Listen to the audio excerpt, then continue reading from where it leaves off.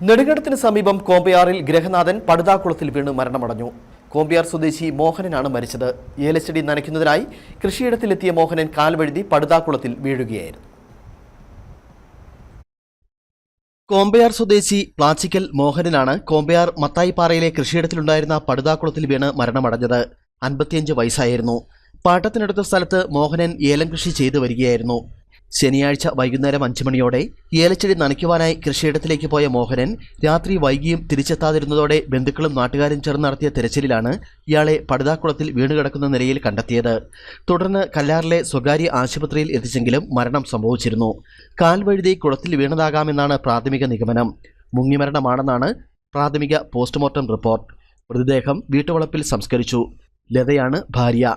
അഞ്ജലി, അതുല്യ എന്നിവരാണ് മക്കൾ. News bureau, Nedumkandam.